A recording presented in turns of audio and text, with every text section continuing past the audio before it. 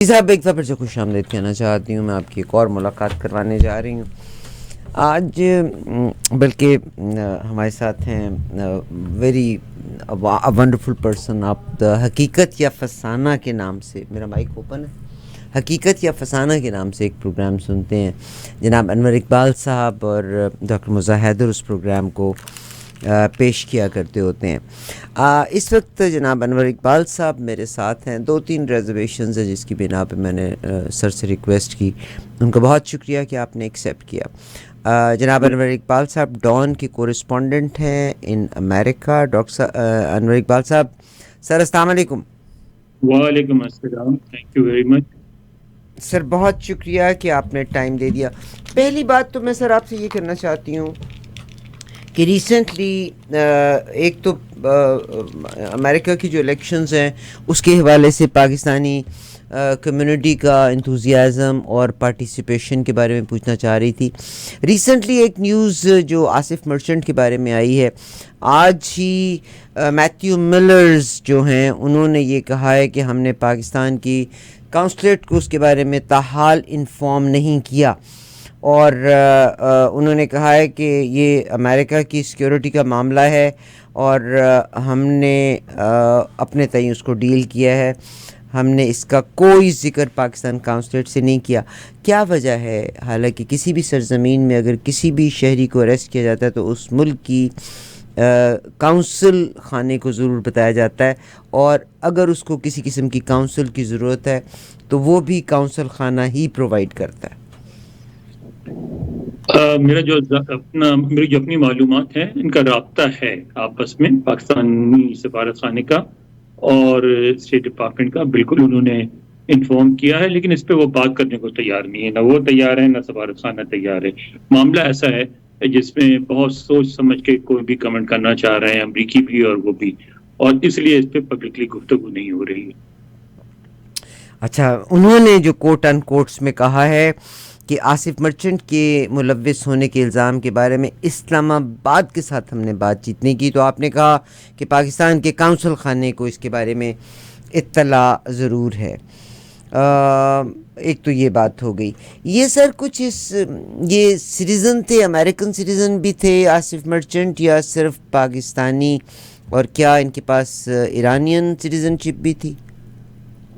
دیکھیں, American citizen شپ کی تو کہیں بات نہیں آئی ہے. میں نے پورا ڈاکیومنٹ پڑھا تھا جو انہوں نے کورٹ میں پیش کیا ہے امریکی محکمہ انصاف میں.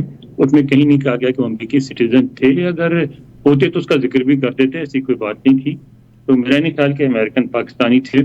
ہاں, یہ ایران میں بھی رہتے تھے. ایران کی سٹیزن شپ اتنی آسانی سے نہیں ملتی, لیکن وہاں آپ کو رہائش مل جاتی ہے, اس لیے کہ ان کی ایک بیگم ایرانی ہے اور ایک بیگم پاکستانی ہے, اور شاید تیسری بیگم ڈھونڈ رہے تھے نیو یارک میں. اگر وہ مل جاتی تو امریکی سٹیزن شپ بھی مل جاتی, لیکن وہ نہیں ملی. اتنی بڑی بات آپ نے اتنے سیریس ہو کے کیسے کر دی؟ میں کیا کہوں, جب لوگ 2 بیگمات رکھتے ہیں پھر تیسری ڈھونڈ رہے ہوں تو کیا کہا جائے. بہت شکریہ. ہی از اے ینگ مین. اور سر آج میں جب اب یہاں ہی سے میں آپ سے پوچھنا چاہتی ہوں, امریکہ کے الیکشنز کے حوالے سے میں بات کرنا چاہتی ہوں. پاکستانیوں کا کیا رول ہے, اور جو کملا ہیرس ہیں جن کے بارے میں آرٹیکلز میرے سامنے سے گزرے بھی, سی این این نے بھی اس کو کور کیا, آر ٹی ان آرٹیکلز کو کور کر رہی ہے کہ ایک سائڈ کے اوپر وہ غزہ کی بات کرتی ہیں, دوسری سائڈ پہ وہ اسرائیل کو ہلا شیری بھی دے دیتی ہیں, اور تیسری طرف یعنی اکتوبر کے بعد سے اب انہوں نے باقاعدہ اسلحے کی ترسیل شروع کر دی ہے. تو آپ اس کو کس اینگل سے دیکھتے ہیں, اور پاکستانیوں کی انٹرسٹ کیا ہے ان دس الیکشن, ان کا ٹلٹ کس طرف ہے؟ پہلے ذرا تھوڑا سا اس بات کو مکمل کر لوں جو گفتگو ہم کر رہے تھے آصف مرچنٹ کے حوالے سے. اب میں سمجھتا ہوں کہ اس میں جو دونوں جو طرف یعنی پاکستانی بھی اور امریکی سائڈ پہ بھی خاموشی ہے, اس کی وجہ ہے کہ یہ کیس بڑا نازک ہے. اس میں جو چارجز لگے ہیں وہ بھی بہت واضح نہیں ہیں. یعنی وہ آئے یہاں, انہوں نے رابطہ کیا, جو اس کے پڑھنے سے اندازہ ہوتا ہے کہ انہوں نے یہاں رہنے والے کچھ پاکستانی امریکیوں سے رابطہ کیا. یہ میرا اپنا اندازہ ہے, انفارمیشن نہیں ہے. اور انہوں نے اس وقت چونکہ پاکستانی امریکی ہیں, وہ اتنا کچھ ہو چکا ہے یہ 2001 سے اب تک کہ اب پاکستانی لوگوں کو کافی ہوشیار ہو گئے ہیں، عقل آ گئی ہے، تو انہوں نے بجائے اس کے کہ ان کی بات مانتے، انہوں نے FBI سے رابطہ کیا، جن سے انہوں نے رابطہ کیا تو اور پھر وہ FBI کے کہنے پہ اس طرح ہی کام کیا جس طرح اس میں وہ ٹریپ ہوئے. تو اگر آپ پوری جو انڈائٹمنٹ ہے وہ پڑھیں تو اس سے واضح ہوتا ہے کہ امریکیوں نے بھی جو چارجز لگایا ہے وہ اس پہ بھی بہت ابھی کچھ فرم اپ ہونا باقی ہے. تو اس لیے وہ بھی اس پہ بہت زیادہ گفتگو نہیں چاہ رہے ہیں، اور اس میں انہوں نے باضابطہ طور پہ یہ بات واضح کیا ہے کہ بھئی یہ سارے چارجز ہیں، ابھی کچھ ثابت نہیں ہوا ان کے خلاف، اور جب تک ثابت نہ ہو جائے اس وقت تک وہ انسنٹ ہے. تو اس لیے میں سمجھتا ہوں کہ ایسا نازک معاملہ ہے. اور میں نے جب پاکستانی حکام سے بات کی تو انہوں نے بھی یہی کہا، یہاں سفارت خانے میں بھی اور اسلام آباد بھی انہوں نے بھی کہا کہ بھئی ایک ایسا معاملہ ہے جسے ہم چاہتے ہیں کہ پہلے سے کچھ ہم کسی نتیجے پہ پہنچ جائیں پھر میڈیا کی طرف جائیں. تو مسئلہ یہ نہیں ہے کہ ان کی آپس میں گفتگو نہیں ہو رہی ہے، اتنا بڑا چارج ہے. آپ کو یہ بھی پتہ ہونا چاہیے کہ جو پاکستانی سفارت خانہ ہے وہ یہاں واشنگٹن میں ایرانی امور کی دیکھ بھال بھی کرتا ہے. تو یہ تو ممکن ہی نہیں ہے کہ رابطہ نہ ہوا ہو، کیونکہ جو ایران کو بھی میسج دیا ہوگا انہوں نے پاکستان کے ذریعہ دیا ہوگا. لیکن یہ ایسا مسئلہ نہیں ہے جس کو ہمارا مسئلہ ہے. میں سمجھتا ہوں اس بات کو کہ ہمیں غصہ آتا ہے کیونکہ ہم نے روز خبر دینی ہوتی ہے، ہماری روزی یہی ہے، لیکن ہم اس بات کو نہیں سمجھتے کہ بعض معاملات بہت نازک ہوتے ہیں، اس کو میڈیا میں لے جا کے ڈسکس نہیں کیا جا سکتا. بہت زبردست آپ نے بات کی. اور سر مگر میں یہاں سے لے کے جانا چاہتی ہوں، یہ بہت پرانا واقعہ ہے، ٹورنٹو کا واقعہ ہے. ایک بلکہ CBC نے اس کو کور کیا تھا کہ ایک پلے بوائے کس طرح سے ریلیجیس بنا تھا. یہ 2 لڑکوں کو ڈیوٹی دی گئی تھی یہاں کے اداروں کی جانب سے کہ وہ لوگ جو کسی قسم کی ٹیررسٹ ایکٹیویٹی میں ملوث ہیں کہ نہیں، جس میں ایک قریشی، مبین قریشی شاید ان کا نام تھا، ایک اور لڑکا تھا، یہ 2 لڑکے تھے. اور پھر ایک پلاٹ میں یہ 17 یا 19 لڑکوں کو انہوں نے اریسٹ کیا تھا، جس میں CBC نے اس کو پورا کور کیا تھا کہ کس طرح مبین قریشی ایک پلے بوائے سے کیسے ایک ریلیجیس شخص بنتا ہے، اور پھر بعض اوقات ہم لوگوں کو انوالو کر لیتے ہیں. تو اللہ تعالیٰ بہتر کرے، اللہ تعالیٰ پاکستان کے حق میں بہتر کرے، اور یہ جو غلط فیصلے کرنے والے لوگ ہیں ان کا بہتر کرے. میں الیکشن کے حوالے سے آپ سے پوچھنا چاہ رہی تھی، آج جو نتنیاہو صاحب نے اور ڈیفنس منسٹر نے حماس کے نئے لیڈر ہیں ان کو نشانہ بنانے کا بھی واضح بیان دے دیا ہے، اور انہوں نے کہا ہم تب تک ایک لیڈر کو ماریں گے جب تک کہ حماس ختم نہ ہو جائے. دوسری طرف امریکہ نے آفٹر اے لانگ ٹائم اپنے اسلحہ جات اور شپمنٹ بھی اسرائیل کی طرف روانہ کر دی ہے. نومبر بہت دور نہیں ہے، امریکہ کے الیکشنز بھی ڈیو ہیں. کملا ہیرس کے بیانوں کو زیادہ ہائی لائٹ کیا جا رہا ہے، بڑے دوگلے بیان ان کے آ رہے ہیں. پاکستانیوں کا کیا رسپانس نظر آتا ہے آپ کو؟ پاکستانی کنفیوز ہیں اس وقت. پاکستانیوں کی ایک بڑی تعداد PTI اور عمران خان سے ہمدردی رکھتی ہے بہت واضح طور پہ، اور PTI والوں کا پتہ نہیں کیوں یہ خیال ہے کہ اگر ٹرمپ صدر بن گئے تو شاید وہ عمران خان کو رہائی دلوائیں اور ان کو وزیر اعظم بنوا دیں. اور اس لیے وہ جو ہیں اس دن PTI نے یہاں پروٹیسٹ کیا تھا وائٹ ہاؤس کے سامنے. وہاں خود ان کے لیڈر نے اسٹیج سے اس بات کو نوٹس کیا اور اس کا ذکر بھی کیا کہ دیکھیں ہمارے بیشتر کارکنان جو ہیں انہوں نے ٹرمپ کے اسٹیکرز لگائے ہوئے ہیں، یعنی وہ ٹرمپ کو ووٹ دے رہے ہیں. اور انہوں نے یہ اپیل بھی کی کہ متحد ہو کے آپ ٹرمپ کو ووٹ دیں. تو یعنی اس طرح نہیں کہا کہ واضح کہ ٹرمپ کو ووٹ دیں، میں نے کہا آپ لوگ متحد ہو کے کسی ایک کینڈیڈیٹ کو ووٹ دیں، اشارہ ٹرمپ کی طرف ہی تھا. تو اس کی وجہ سے لیکن پھر جو ٹرمپ صاحب کے جو بیانات آئے، پھر جو ذکر ہوا تو پروجیکٹ 2025 ایک پالیسی ہے جس میں ایک بنیادی چیز ہے کہ یہاں جو امیگریشن کو ڈسکریج کیا جائے گا، جو امیگرینٹس رہ رہے ہیں ان کو ڈپورٹ کرنے کے لیے فوج استعمال کی جائے گی، اور جو قانونی طور پر بھی رہ رہے ہیں ان کو بھی انکریج کیا جائے گا کہ اپنے ملک واپس جائیں. تو اس کی وجہ سے لوگوں میں تھوڑا سا سیکنڈ تھاٹس بھی آ رہے ہیں، اور بہت سے لوگ ایسے بھی ملیں گے آپ کو جو کہتے ہیں کہ بھئی وہ پاکستان کی سیاست اپنی جگہ، لیکن ہمیں ووٹ دیتے ہوئے اس بات پہ نظر رکھنی چاہیے کہ ہمارا یعنی امریکہ میں رہنے والوں کا فائدہ کس میں ہے اور ہمیں اس کے مطابق ووٹ دینی چاہیے. تو میں سمجھتا ہوں کہ ایک بات البتہ بہت بہت پازیٹیو ہے یہ سارا سلسلہ ہوا. جیسے عمران خان صاحب کے بارے میں کہا جاتا ہے کہ وہاں پاکستان میں انہوں نے ایک نئی اویئرنیس دی لوگوں کو, تو یہاں پاکستانی امریکن میں بھی ایک نئی اویئرنیس دی, اس بات کا احساس دلایا کہ آپ کی اپنی ایک اہمیت ہے. اگر آپ ایکٹیویٹ ہو جائیں, اپنے حصہ لیں امریکہ کی پالیٹکس میں, تو آپ کی آواز میں بھی وزن پیدا ہوگا.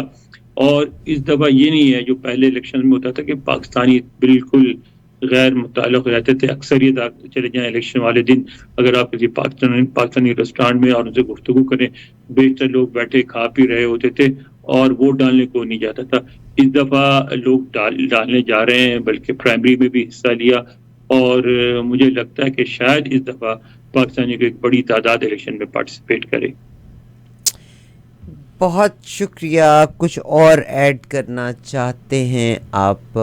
آج پاکستان کے chief of the army staff نے, اگر یہ بھی تھوڑی سی بات ہو جائے, chief of the army staff نے جو علماء کے کنونشن سے ایڈریس کیا ہے, جس میں انہوں نے کہا ہے کہ علماء جو ہے نا ان کو رول پلے کرنا چاہیے. کیسا رول ایکسپیکٹ کر رہے ہیں وہ؟ کریم رول.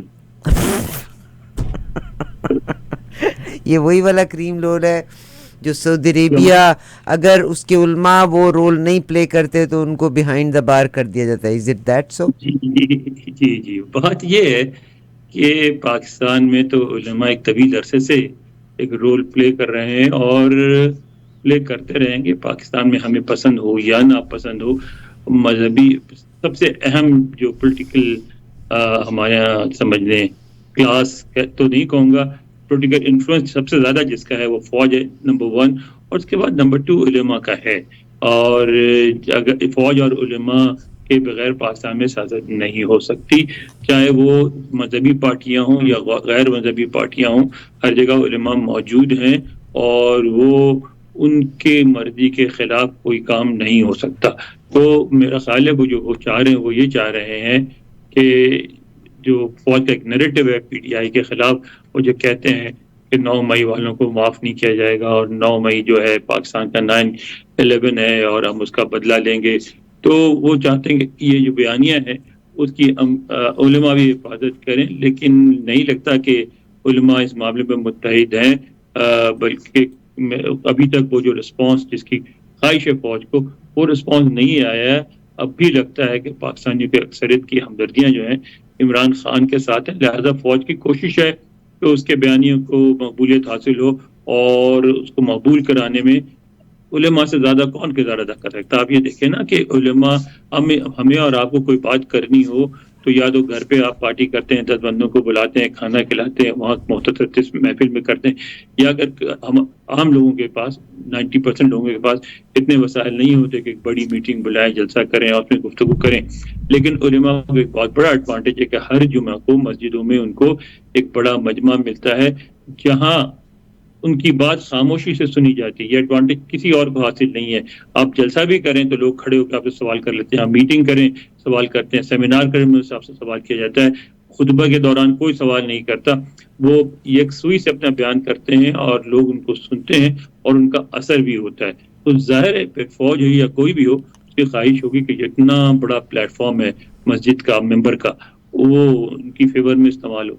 میرا آخری سوال ہے سر آپ سے, بنگلہ دیش سے کیا سبق حاصل کریں گے؟ آج بڑے غم کی خبر ہے کہ اسلام آباد کے سیکٹر ڈی 12 سے تقریباً 45 منٹ کی مسافت پر مارگلا ہلز نیشنل پارک کے دامن میں موجود ایک نہیں 2 ولیجز 2 گاؤں, وہاں کے لوگ فوج سے رحم کی اپیل کر رہے ہیں, کیونکہ یہ تقریباً ٹوٹل 3400 کنال سے زائد اراضی ہے. اور پچھلے مہینے پاکستان کی فوج نے لیٹر لکھا ہے کہ ان کو ضلع ہری پور کی تحصیل خانپور میں دفاعی مقاصد کے لیے یہ 3481 کنال اور 7 مرلہ زمین درکار ہے. انہوں نے دفاعی مقاصد کا لفظ تو استعمال کیا اور مارگلا ہلز پہ یہ ہے, آبادی کے بیچ میں ہے, مگر وہ دفاعی مقاصد کا ذکر نہیں کیا. اب اس میں 2 گاؤں ہیں, لوگ کہتے ہیں ہم اپنے پرکھوں کے زمانے سے یہاں رہ رہے ہیں. کیا فرمائیں گے اس کے بارے میں آپ؟ دیکھیں ایک بات ذہن میں رکھیں, اب سوشل میڈیا کا زمانہ ہے.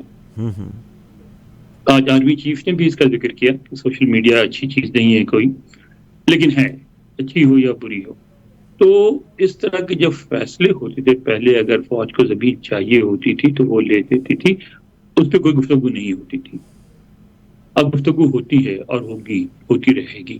لہذا اگر فوج کو، میں فوج کی نیت پہ شک نہیں کرتا، ہو سکتا ہے وہاں کینٹونمنٹ بنانا چاہتے ہو سکتا ہے وہ اسلام آباد کی حفاظت کے لیے کوئی ایئر ڈیفنس کمانڈ بنانا چاہتے ہو وہاں سے، کیونکہ اب تو جو جنگ ایک جدید مرحلے میں داخل ہو گئی وہاں، تو ہو سکتا ہے انہوں نے وہاں میزائل فٹ کرنے ہوں، کچھ بھی کرنا ہو.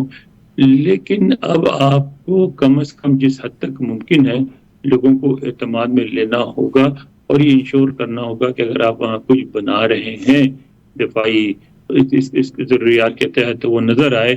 ایسا نہ ہو کہ وہاں رہائشی کالونیاں بن جائیں، ان کی پلاٹنگ کر کے بیچ دی جائے. تو آپ کو، میرا خیال ہے کہ فوج ایسا نہیں کرے گی. اس کو احساس ہے کہ اسلام آباد کے ساتھ جڑا ہوا ہے، سب کو نظر آئے گا. تو ہو سکتا ہے وہاں بالکل فوجی انسٹالیشن ہی بنانا چاہے گی، لیکن اس کو عوام کو، عوامی نمائندوں کو، مذہبی حلقوں کو، سب کو اعتماد میں لینا ہوگا اور اس کے مطابق کام کرنا پڑے گا. سوشل میڈیا نے دنیا کو چینج کر دیا ہے، چاہے وہ چینج پازیٹیو ہے یا نیگیٹو ہے، لیکن وہ ہے. اور یہ نہیں ہو سکتا. میں بتاتا ہوں، ہمارے یہاں ڈان میں ایک بہت، ہمارے چیف رپورٹر تھے خان صاحب، بہت بڑے صحافی تھے، 1945 سے ڈان کے ساتھ تھے اور بہت ہی پاکستان کے بیسٹ جرنلسٹ میں سے ایک تھے. جب کمپیوٹر آیا تو وہ کہا کرتے تھے کہ بھائی یہ ایک فیشن ہے، ختم ہو جائے گا، لوگ واپس آ جائیں گے. اب ان کا انتقال ہو گیا. بہت اچھے آدمی تھے. اس کے علاوہ ہمارے پروفیسر تھے، کیمبرج یونیورسٹی سے پڑھے ہوئے تھے، انگلش لٹریچر میں ٹرائی پاس تھے، وہ بھی کہا کرتے تھے کہ یہ ایک فیشن ہے، ختم ہو جائے گا، لوگ ٹائپ رائٹر پہ واپس آ جائیں گے. ساری تعلیم کے باوجود، یعنی پروفیسر تھے انگلش لٹریچر کے، کیمبرج یونیورسٹی کے پڑھے ہوئے تھے. تو ایسا ہوتا نہیں ہے. پسند ہو یا ناپسند ہو، جو ٹیکنالوجی ہے وہ ریورس نہیں ہوتی، جو تبدیلی ہے وہ واپس نہیں جاتی. سوشل میڈیا آ چکا ہے اور فوج کو کچھ بھی کرنے سے پہلے عوام کو اعتماد میں لینا چاہیے. ڈو یو تھنک اب تک فوج کامیاب ہوئی؟ کیونکہ آج بھی انہوں نے قرآن کا اور حدیث کا تذکرہ کرتے ہوئے، میں زیادہ اس کو لے کے بھی نہیں جانا چاہتی، بڑا انہوں نے قرآن پاک اور حدیث کا بڑا تذکرہ ذکر کیا ہے. تو ڈو یو تھنک کہ ابھی تک وہ اس قابل ہیں کہ یہی ریفرینڈم ہوتا نظر آتا ہے کہ آپ فوج سے کتنی محبت کرتے ہیں، but they are not ready to accept their mistakes? میرا خیال ہے کہ فوج ابھی جو ہے نا وہ پاکستان میں صورتحال اس اسٹیج پہ نہیں پہنچی ہے جہاں فوج اپنے فیصلوں پہ نظر ثانی کرے. ابھی تک وہ یہ سمجھتے ہیں کہ جو فیصلے کیے ہیں اس پہ قائم رہ سکتے ہیں وہ، اور آہستہ آہستہ جو ان کی مخالفت ہے جو ڈسیپیٹ ہو جائے گی اور وہ دوبارہ جو ہے ایک مستحکم پوزیشن میں آ کے دوبارہ پھر چیزوں کے فیصلے کریں گے.